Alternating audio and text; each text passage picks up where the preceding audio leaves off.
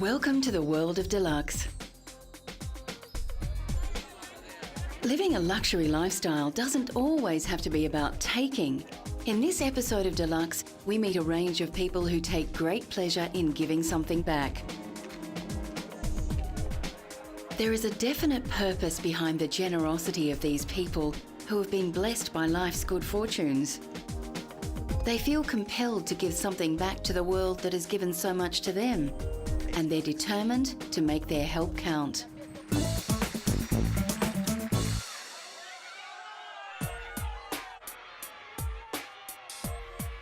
Movie stars are often accused of wanting to increase their celebrity status by adopting fashionable political causes. But Angelina Jolie and Brad Pitt have certainly put their money where their mouths are with their philanthropic efforts. More well known at first for her scandalous off-screen behaviour, Angelina Jolie has shown a true dedication to the suffering of others as she has matured through her various humanitarian roles. Despite a hectic filmmaking schedule and an ever-increasing family, Angelina still finds time to promote various causes that are close to her heart. Angelina was first motivated towards her humanitarian work during the filming of Tomb Raider in Cambodia, when she became aware of the endemic poverty in the country, which is still heavily mined years after local conflicts finished.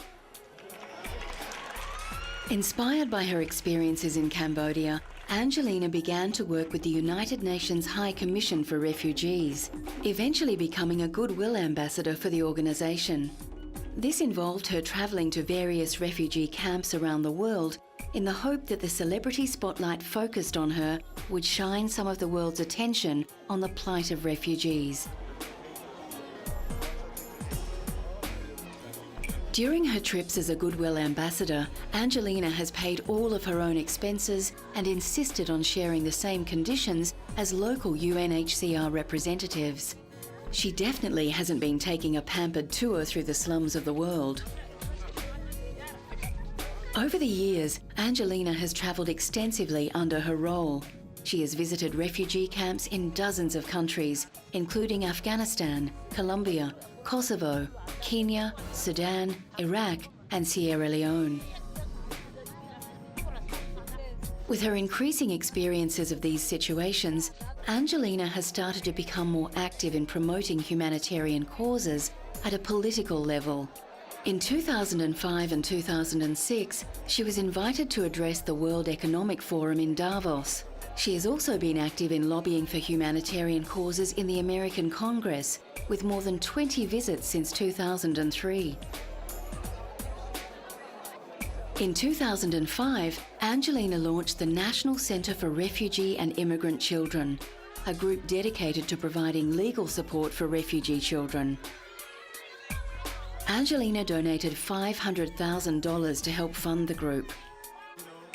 And in 2006, along with husband Brad Pitt, Angelina launched the Jolie Pitt Foundation, which has given donations to a variety of other humanitarian groups active in supporting refugees around the world.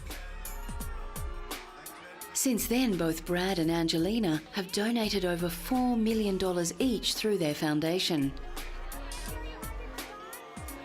The biggest amounts went to Doctors Without Borders and Global AIDS Alliance, each of which received $1 million. Other grants went to Namibia Red Cross Action Programme, Global Green USA, and to Human Rights Watch.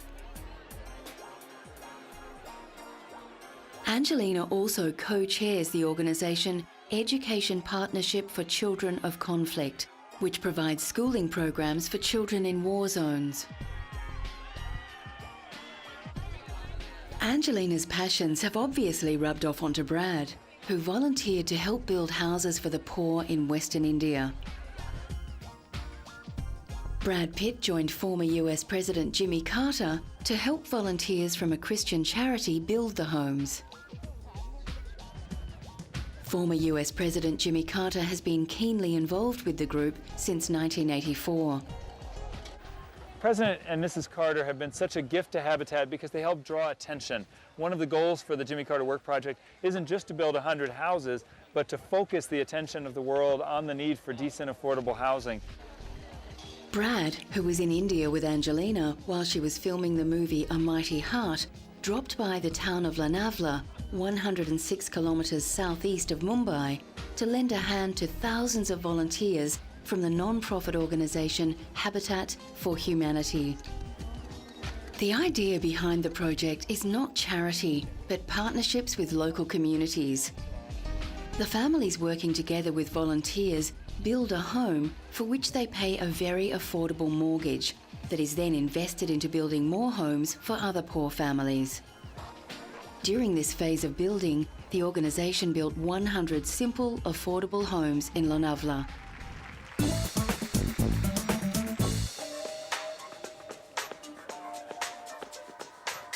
Long thought of as only a flashy footballer, David Beckham has been involved in a number of charity causes over the years. Starting with his passion for football, in 2005 Becks established 2 football training academies in London and Los Angeles to help youngsters learn the game, encourage healthy living schemes and develop a positive attitude to sport. He also signed on for a tour of duty as a celebrity goodwill ambassador for UNICEF. In 2005, he made an advertisement to support UNICEF's work in helping children in areas devastated by the Boxing Day tsunami in Southeast Asia. Well, I first became involved with UNICEF about 5 or 6 years ago. I went to one shelter where there was boys, girls and mostly mothers there, where the children had been either on the streets, prostitution, and you know, it was a totally an eye-opener for me. While filming the advertisement, Bex was moved by watching UNICEF workers preparing a variety of educational and medical goods that would help children in the tsunami-devastated Bay of Bengal area. With this disaster, I think children have been affected more than anyone, and there's so many children without families, without mothers, fathers, brothers, sisters, and that's the sad thing to see. Coming up, a billionaire joins with a rock star to fix the world.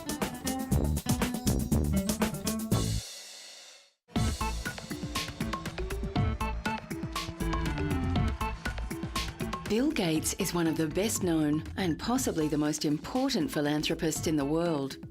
Having made his fortune through his software company Microsoft, Bill Gates retired from his role of CEO and has instead focused his life and his monumental wealth on helping the billions of people who are living in poverty around the world.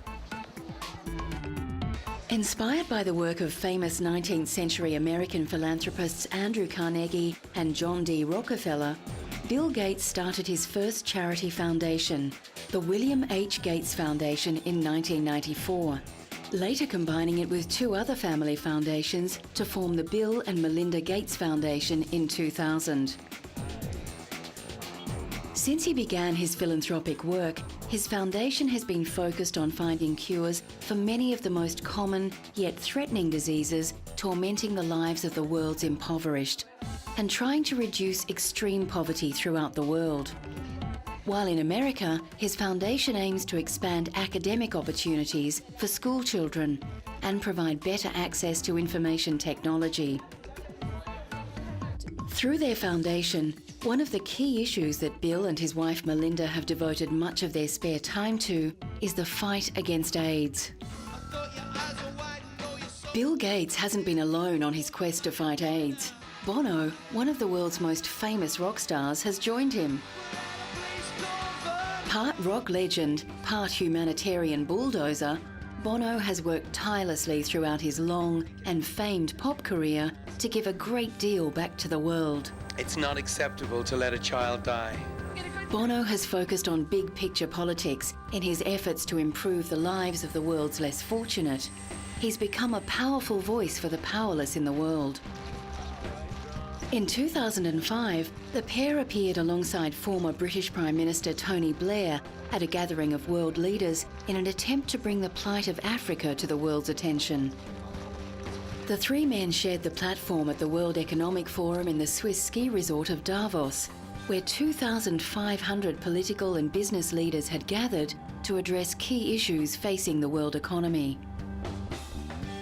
Bill Gates, who had already pledged $800 million from his personal fortune towards making vital vaccines available in the Third World, spoke about the failure of the world's leaders to pay attention to Africa's problem, which he described as scandalous. The fact that we don't apply the resources to the known cures or to coming up with even better cures is really, I think, the most scandalous issue of our time. At the same event, Bono called on the United States to honour its aid commitments. I think that President Bush should be very proud of what he started with the Millennium Challenge, and I think it would be a fantastic model for others to follow. I think the US should stand by those two initiatives and go further.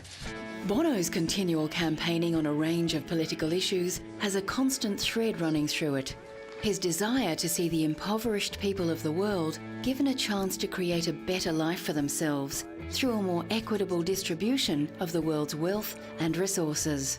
This quest has seen Bono crisscrossing the world, seeming to appear on the stage at every major world gathering to hector those in power to consider their responsibilities towards the powerless. Bono has often felt compelled to remark on the ease with which the world's rich could help the poor. It's insane that 8,000 people are dying every day of a preventable, treatable disease, AIDS. For lack of drugs you can get here easily. Although he's well known for his political activism, it's in the business world that Bono is creating some of the most innovative approaches to charity work through the development of fusion philanthropy. This work doesn't attract the same amount of media attention, but has a more direct and tangible effect on the lives of millions of AIDS sufferers in the Third World. Through his business interests, such as his clothing label Eden and his private equity firm Elevation Partners, Bono has established an economically viable charity model which involves a variety of businesses with the goal of generating profits which are then invested in humanitarian causes. All of the profits generated by products sold under the red banner go towards buying drugs to help AIDS victims in the Third World. You know, what's great about Red is I'm not asking you to give money or write a check for charity. I'm asking you to buy Red products, and the companies who make those products will be writing a check to charity. That's so cool. Through his relentless work, Bono has come to be derided by his critics because of his constant nagging. But without his involvement, many important issues facing the developing world would be easily forgotten by the West. If Bono's work has only been a drop in the ocean of worldwide suffering, at least he's kept the world's media and politicians focused on vital Third World issues: poverty, debt, AIDS. He's challenged people to come up with answers and take action, even if they don't agree with him. Bill Gates' work alongside Bono hasn't gone unnoticed, and the pair, together with Bill's wife Melinda, were nominated as Time magazine's People of the Year in 2005, in recognition of their continued and sustained work to help those less fortunate. What these people are about is how can they use their money and leverage it to save as many people as possible. The trio have achieved more than recognition.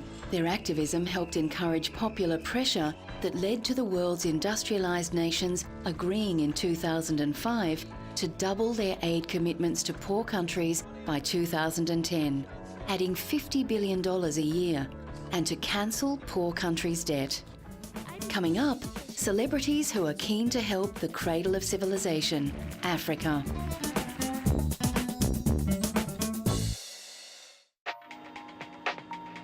Well known for her roles in mega hits such as Charlie's Angels, Kill Bill and Lucky Number 11, American actress Lucy Liu has also signed on as a UNICEF Goodwill Ambassador in 2005.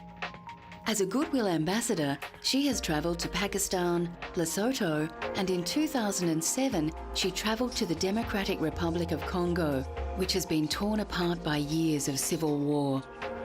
In her role as a UNICEF ambassador, Lucy travelled to the eastern province of North Kivu, where she visited the camps of Goma and Bunia. Here she witnessed the dire situation of displaced women and children. A largely forgotten conflict, the civil war in the DRC is the deadliest war that the world has seen since World War II. Between 1998 and 2003, an estimated 3.8 million people died as a consequence of the war. The death toll far exceeds other recent crises, including Bosnia, Rwanda, and Darfur. During her trip, Lucy met children formerly associated with armed groups, survivors of sexual violence, and communities of displaced people who have abandoned their homes to avoid the ongoing violence in the region. Lucy was deeply moved by the courage shown by the Congolese, and she implored the world's community to support UNICEF and its partners as they try to bring change to the troubled region.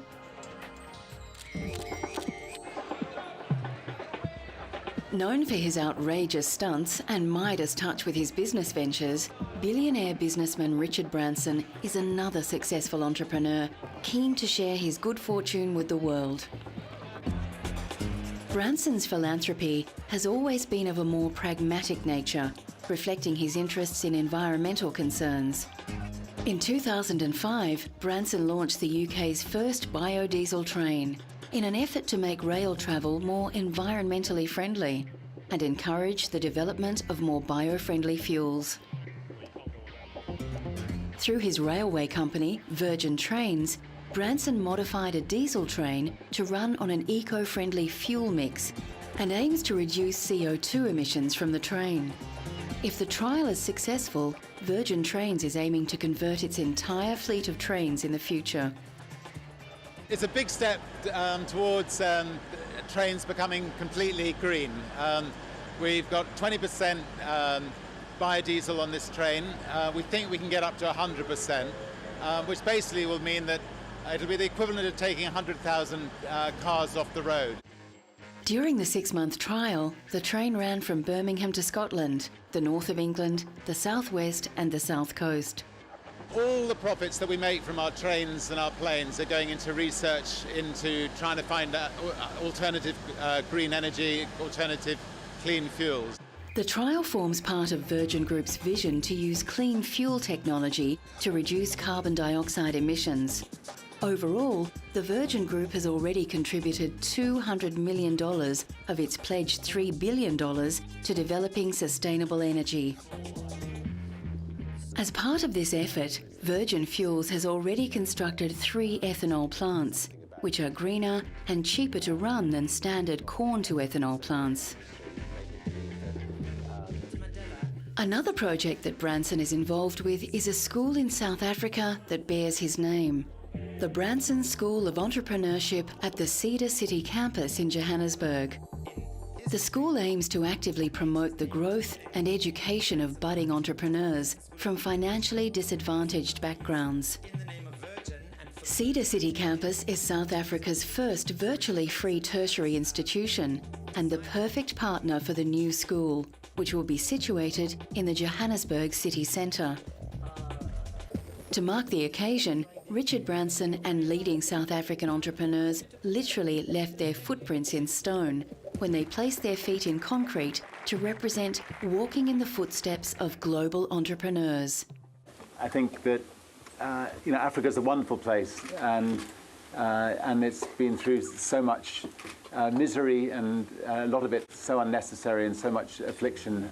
Richard has continued to pursue his philanthropy through his business ventures, and in 2007 he announced the Virgin Earth Challenge, a $25 million competition to develop commercially viable technology or procedures that will work to reduce the buildup of greenhouse gases from the Earth's atmosphere.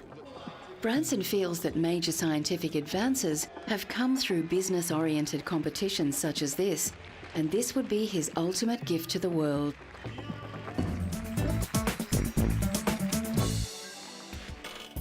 Richard Branson isn't the only entrepreneur to open a school in South Africa.